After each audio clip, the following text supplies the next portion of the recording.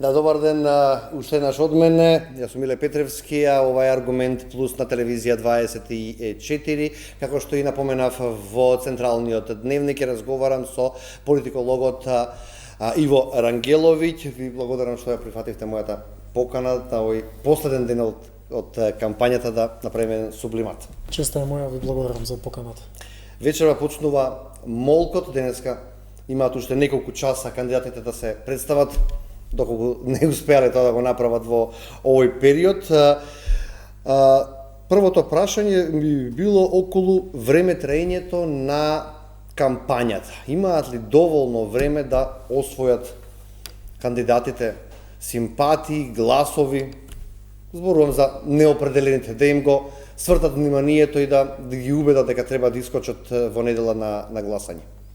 Во делот на неопределените, да, во делот на една, ајде да кажеме, политичка пракса во оваа држава, можеби и 9 дена се многу, бидејќи граѓаните не сметам дека обрнуваат бог знае какво внимание на програмите повеќе.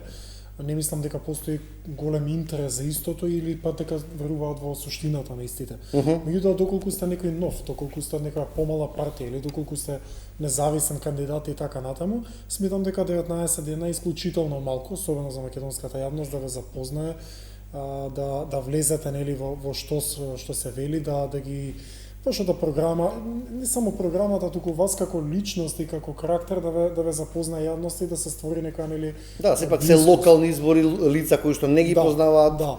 Или ги знае нивното мало тука кои што се, така. Да, сепак ви е потребно време, нели да легне работата, пак сте нови нели пред сето тоа, меѓутоа сметам дека 19 дена е сосема малце. И тука е додатен проблем и во тие денови не се толку проблем деновите колку што се оние закони во делот на буџетирањето, рекламирањето на овие кандидати, каде што пак уште помалку ќе бидете застапени и просторот веројатно ви е тесен, можеби не сте толку атрактивни за одредени медиуми да се појавувате, што е исто така легитимно, меѓутоа 19 дена е исклучително мал период, особено ако немате никакво политичко минато, не сте биле на функција и на ниту еден начин не сте докажан пред пошироката јавност, ако може така. Видовте нешто различно во оваа кампања за разлика од претходните локални избори во однос на комуникацијата што ја имаат кандидатите со граѓаните? Сметам дека за мој вкус барем, можеби ова субјективно беше исклучително досадна и неатрактивна. Така би оценил некако кампањата. Јас би отишол еден чекор понатаму и би рекол дека беше и доста понижувачка. Во делот на тоа дека во 2025 година повеќето од програмите се базираа врз основните услови за живот во општините, како чист воздух, па не знам, ѓубрето ќе го исчистеле, депонии ќе санирале.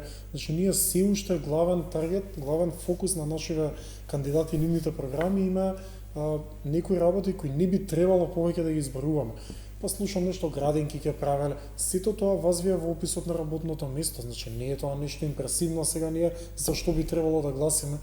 Вие убаво е да градите градинки, школи и се, меѓутоа ние треба како да направиме општината поубаво место за живење. Ако веќе има градинки, како да ги унапредиме, како да нели да не се создаваат гужви и не знам сега кои се суштинските проблеми на овие моменти. Меѓутоа се уште да се фалите со едни исти работи, со едни исти програми, со едни исти тези. А што да правам да ве прекинам кога дишеме сите загаден воздух? Дека преплавени сме со ѓубре, дека има по 300-400 деца на список во речиси секоја општина што чекаат прием во градинките. Токму тоа, па вие тоа треба да го промените за веќе да не го зборувате како кандидат или градоначалник, нели се вртиме, меѓутоа не ги бранам, само кажам какво нели вие знаете што е реалното состојба. Сега можеби малце некоректен момент, меѓутоа да сум на нивно место би излегол и би рекол, луѓе, да не ветуваме многу. Не можеме кој знае што да направиме, ама дајте некои овие работи малце да позачистиме, малце градинки да ги подсуредиме, да ги скречиме барем. Уште не слушнавме дека името ќе го вратат, мислам, ветувања некои кои само ја хранат се поизразената апатија на народот. Се звучеа дел од кандидатите како да сме на парламентарни, бидејќи се слуша и па да, на централно ниво проекти или ветувања, а многу помалку за вакви проекти кои што се за локално ниво. Тоа е еден аргумент плюс дека локалните избори се и тоа како гласање за партијата, повеќе од што за поединецот. И затоа сметам дека веќе стана и тоа пракса да излегувате од своите ингеренции, па макар во тоа што го зборувате. Второ, јас не ја разбирам потребата лидерите на партиите да се појавуваат во прв план на реклама, на билборд, на митинг, на вие вашето ќе го кажете на нели парламентарни избори. Шефот стои до мене, ме поддржува. Всушност да, и всушност мислам дека се поигруваат со сентиментот на народот во делот дека не заборавајте за тој кандидат стоиме ние како партија, немојте да изневерите партијата. Така што таа е таа нека скриена порака само да не заборави условно кажано гласачот дека ние го поддржуваме овој кандидат и ако гласате за него всушност гласате за нас. Тоа е легитимно во нашава македонска демократија, иако за мене со нијанса перверзна. И сметам дека таквата пракса треба што да се избегнува. Ја дури сметам дека има некои кандидати во моментов кои важат за фаворити, а партијата им е товар што ги поддржува. Значи има и такви, особено во Социјалдемократскиот сојуз, и сметам дека не поради овие причини, но честно би било да сервирате еден индивидуалец, една индивидуа на јавноста, па јавноста да одбери или да не одбери истата, а не да се мешате вие како партиско тело, бидејќи све што застанаа по големите партии во изминативе 30 години, еве до каде стасавме да не можеме џубрето ако се обереме по улици и воздухов да го средиме, така што јас сум еден од тие во оние делови на јавноста која се повеќе апатична. Дел од кандидатите одбиваат да се појавуваат на ТВ дебати, така беше случајот и за кај нас во нашите дебати. Од што се плашат кандидатите, политичарите да се соочат и на кој повеќе му одговара? Претпоставувам на тој што е во опозиција повеќе му одговара да ги извади своите аргументи, меѓутоа ако ветувањата му се искрени, па и на тој што е на власт, зошто не искача да се соочи со оној кој што ќе му биде противник или опонент во трката за градоначалничкото место? Па видете сега, ако тргнеме од генезата на колку може да изгуби ми е прашањето тоа што да се појави пред јавноста? Па може многу да изгуби, особено ако сте на власт. Значи обично кај нас ги добивале локалните избори таа партија или таа влада која е моментално актуелна. Најчесто било така. Кога сте на власт, вие го имате тој комфорт да може да излезете со некој кандидат кој не е така сериозен во неговите капацитети и квалитети, меѓутоа неговото или низиното појавување пред камери би можело да го намали рейтингот и да се доведе во проблем. Од тој аспект сметам дека тие партиски калкулации се до некаде оправдани кога ја гледаме така политиката. Јас во тој дел ја обвинувам јавноста. Како може да одберете да гласате за човек кој избегнува да излезе на телевизија и да се соочи? Па врз база на што ќе го одберете? Особено ако претходно не бил, да кажеме, градоначалник и не се докажал на терен, како ќе го оцените вие? По билбордот, по лидерот на партијата која го застапува, што ќе ви каже? Значи, тука повеќе ја гледам вината во јавноста. Јавноста, граѓаните, заедницата треба да го осудат ваквиот потек. Тие да видат тие кои бараат да излезе тој кандидат. Сега не знам, воспротивно да се постават некои механизми за сето тоа да се казнува. Зборам теоретски во перспектива, треба да се размислува на такво нешто, бидејќи јас да сум, еве да речеме некој кандидат мора да имаат право да се појавуваат на не право обврска да биде. Не мора да биде секој ден на телевизија, меѓутоа да излезе да кажеме минимум толку и толку. Да, 4-5 пати да има јавно представување. Да, и ако тешко е, особено кога сте фаворит, уште повеќе кога сте веќе актуелен градоначалник, да излезете пред камера, бидејќи сите гледаат да ве нападнат за вие да не бидете нели следниот. Меѓутоа една од основните демократски вредности е правото на избор, правото на говор, значи дајде овој народ да го искористи тоа. Меѓутоа чим бара втор пат мандат, тоа значи дека е сигурен, да. Зборам дека чим втор пат бара мандат, тој е сигурен дека ќе ги направи работите подобри. Тогаш нема што да бегате. Така? Апсолутно, да. Се очекуваат пазарења. Очекувате вие да има пазарења, да се па видите, ја не би да одржуваат едни со други во втор круг, да се прават политички игри. Тие тези ги слушам не знам колку години веќе и не би сакал да шпекулирам, меѓутоа во тој дел е многу важно да истакнам дека тоа е најпримитивното нешто што може да се случува на еден гласач. Ако вие дозволите како гласач каде ќе се прелеат гласови, така е, некој друг да одлучува и да рачуна и прави математики за сопствениот глас, за вашиот глас, мислам, има ли помизерно нешто од тоа? Како може да ви каже лидер на една партија во вториот круг, нашиот испадна, например, и сега пренасочете ги гласовите и дури партијата рачуна на вашиот однос ваков. Тоа е нормализирано веќе. И сметам дека на лојалност некаква. А ние од друга страна очекуваме да гласаме за некој кандидат и да видиме неговата програма. Која програма ако лидерот на партијата тргува со вашите гласови? Значи он утре ако ви каже не гласате, не гласате. Мислам, тоа е навистина за мене повторно ќе кажам во делот на јавноста, не толку во делот на партиите. Вас партијата може што сака да ви каже.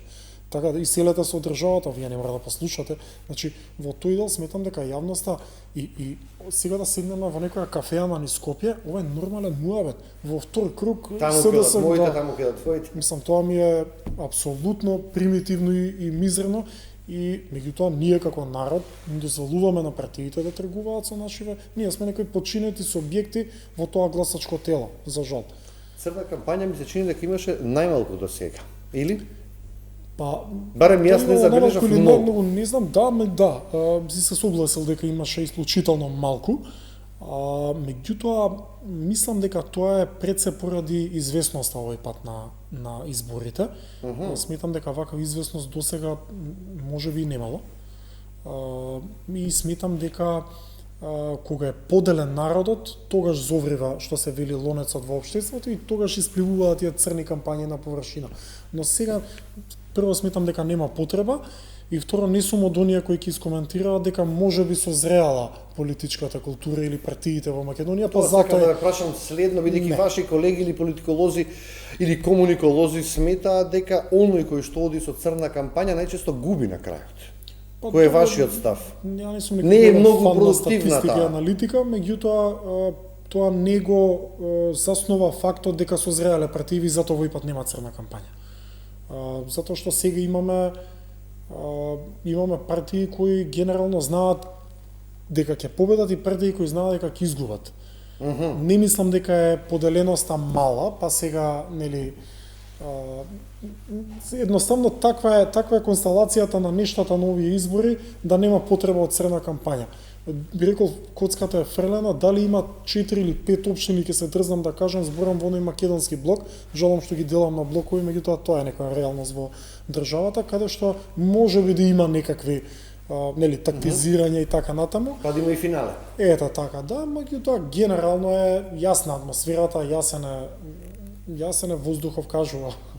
За жал, мислам, не би требало да биде така, но некој од тие партии треба да мисли зашто е тоа така. Во однос на кампањата и говорите и однесувањето, заличуваме на европски избори?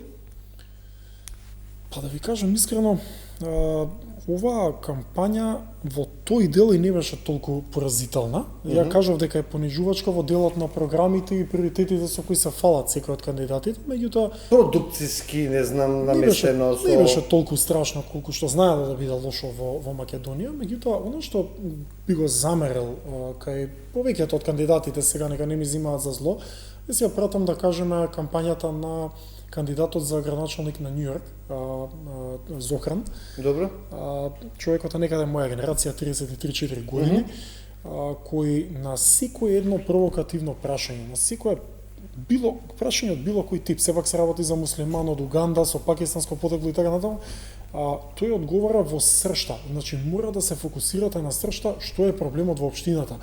Не како било вие кога сте биле градоначалник или партијата која ве поддржала вас, значи морат со тоа веќе еднаш за секогаш да се раскрсти. Вие сте сега тука пред камера да кажете што вие би направиле. Так, да ги искористите вашите минути. Граѓаните во таа општина знаат како било и знаат како е денес. Не им треба да ги потсетувате и кој е крив и зошто е крив.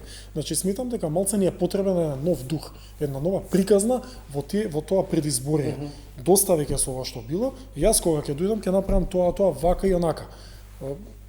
И сметам дека тоа недостасува во македонската политичка култура, но се надевам дека со време ќе биде. Премногу тие напади вие кога сте биле, затоа тебе ќе да гласаме. Затоа јавноста тука да цени да тоа ми се допадна да речеме на тие избори во Њујорк, каде што например луѓе го прашуваат што ако победите што ќе правите со еврејската заедница, дали ќе оканите Нетањаху, и секогаш се одговара во сршта. Евреите ги живеат побаво, ќе им се пружи вака помали кири, поевтин зеленчук. Тоа се работи кои нас не треба, да нема да бистри политика и да го дели светов, така и нашиве градоначалници. Во однос на одговорноста која што треба да се бара од градските татковци, од градоначалниците, имав можност неколку програми да прочитам, дел од градоначалниците излегуваат со истите проекти кои што ги има и во претходната кампања, дали се од едната страна или од другата, дали се власт или опозиција, со тоа што се бараше власта пред 4 години, се бара повторно сега. Слабо ли граѓаните, малку ли граѓаните имаат увид во тоа што се прави и што се реализира за да им поминуваат тие проекти повторно во ветување и да не се бара одговорност? Па она се надоврзува на тоа што го кажав на почетокот, а тоа сметам дека јавноста не обрнува нека големо внимание на тие програми. Во тој дел е апатично, пристапот е таков, не верува дека добар дел од нив ќе се остварат воопшто. Така што ја уживаат особено големите партии таа комоција да едно те исто го вртат во тие програми, однапред знаејќи дека граѓаниве веќе не ги ни читаат. Или која е целта на овој аргумент? Тоа е дека самите партии знаат дека и покрај програмите, биле стари или нови, луѓето ќе гласаат за партијата. Односно за кандидатот за кој е нивната... За нашите, така? Да, така што во моментов, да не бидам погрешно сватен, владеачката партија, очигледно по анкети и сето тоа, е во огромна предност. Ја мислам и Магарета врзена улица во 90% од општините ќе победи. И тоа е тој комфор кој го ужива една власт. И затоа немате потреба вашите кандидати да излегуваат на телевизија кога победата ви е при рака. Вас не ви треба докажување. Вие сте таа која сте партија докажана бренд. Да, треба да се докажува некој независен кандидат, некој кандидат кој не го знае јавноста, од помала партија. Меѓутоа кога сте на власт и ги имате картите во раце и кој да истрча ќе победи, како што е често со СДСМ и ВМРО ДПМН кога се на власт, тогаш не ви треба ни програми, може да земете програми од 90-тите, буквално.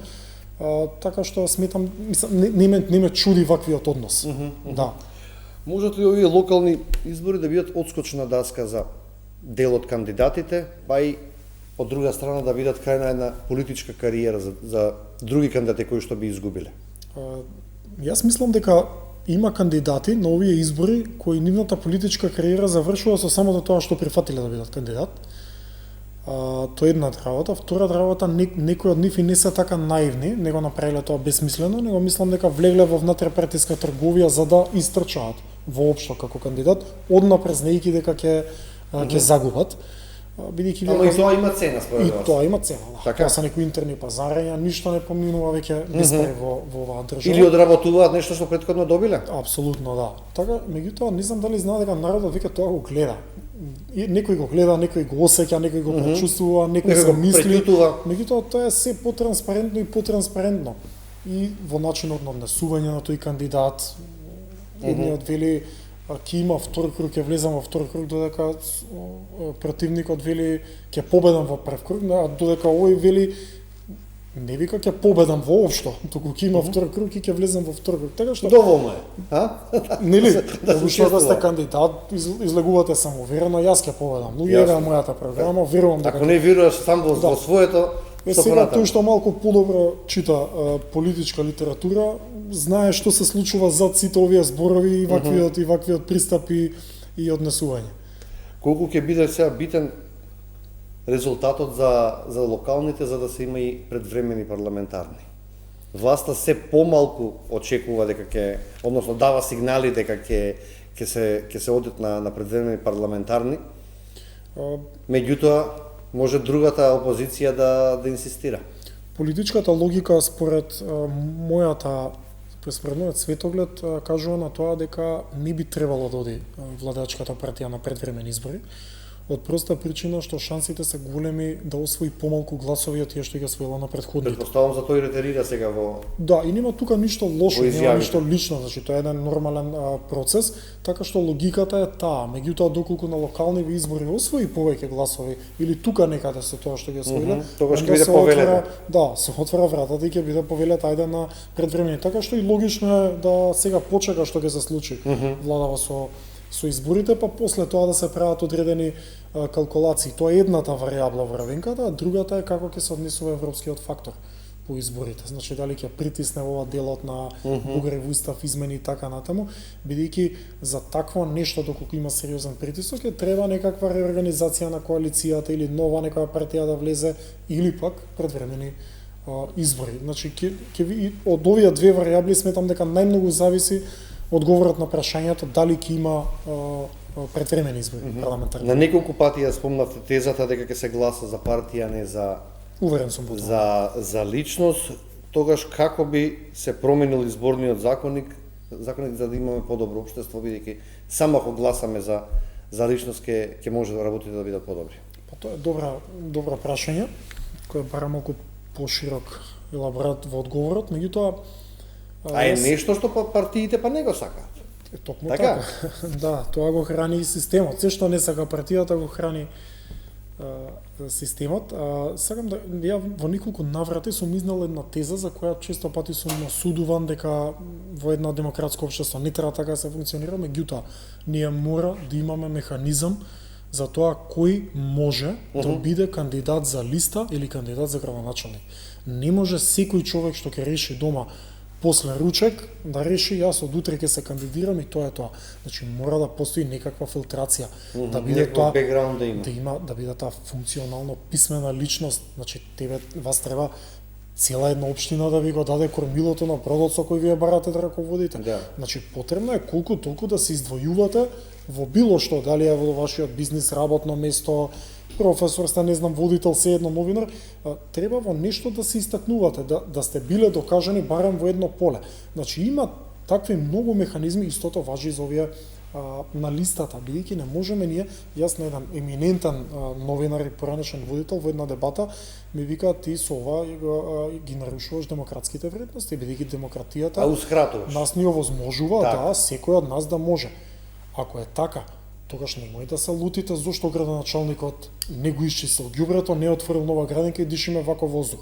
Тогаш одговорот ќе биде таква е демократијата. Се погодил лош човек, воздухов не чини, така не му пречи. Онда зошто се буните, ако секој има право, онда секој има право да греши.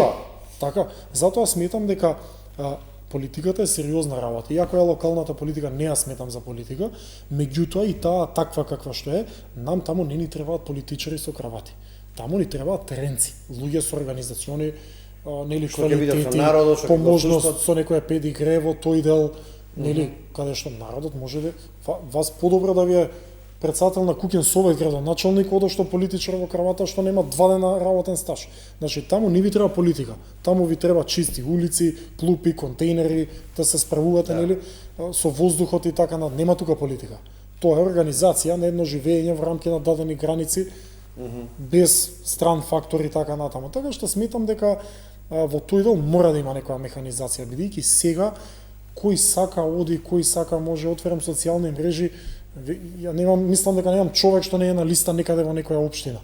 Со сета почит кон секого, се е тоа убаво, меѓутоа мора да се распоредиме. Вие да дојдете во телевизија работа да побрам интервју ќе ми направите кој си, што си, нели, мислам треба да имам некакви квалитети за да ме одберете пред некој друг што сте го интервјуирале. Така што треба еднаш за секогаш во оваа држава да погледнеме реалноста и вистината во очи. Ако не ни одговара, не мора да имаме држава. Ама има некои правила. Така си. Каков ден очекувате да биде за изборите? Мирен, демократски или пак може да има некој што ќе нарушува целата таа слика? Па може да има некои изолирани инциденти, меѓутоа генерално ќе повторам, атмосферата е таква да нема бог знае какво ривалство, нема бог знае каков притисок. Може би некаде во албанскиот дел, особено во Чаир, Тетово и така натаму, каде што навистина ќе биде интересна борба и трка, да има некакви си инциденти, но ајде во тој дел да веруваме дека сепак таму виновникот зошто нема да има инциденти, а некоја си политичка зрелост која сме ја достигнале низ сите овие години и се она што ни се случуваше и случува во држава. Така што посакувам и повикувам на еден мирен изборен ден и да се покажеме еднаш барем во тој дел, во тоа светло, како зрела и здрава држава, дека сме способна да ги реализираме изборите. Морам да кажам каде очекувате финале да има, го спомнавме пред малку терминот. Освен Чаир што би било најжустро би рекол околу кандидатите. Очекувам дека ќе биде интересно во Карпаш. Исклучително интересно. Зборуваме за втор круг, каде очекувате да има? Па втор круг ќе има во доста општини, меѓутоа како интересно неизвестно каде би било. Ајде да кажем, релативно неизвестно очекувам таму, можеби нешто во Куманово и Струмица. Во тој дел Не знам за други општини, мислам дека јас живеам во центар. Искрено мислам дека Герасимовски таму има предноста, иако има сериозни против кандидати.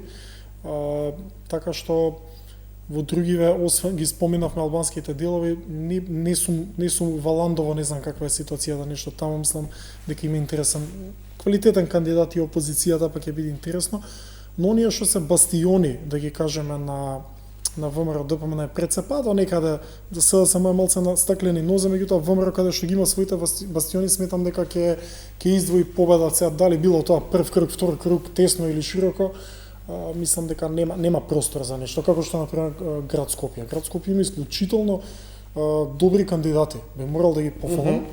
За мене ги сметам како релативно добри кандидати, квалитетни и така треба да изгледаат едни избори, да има што повеќе и што поквалитетни, да не знае народов нели кого да одбере. Јас знам, сите знаеме генерално како се однесува народот на избори и тоа е факт, не е моје мислење, а моето мислење е дека жалам за тоа.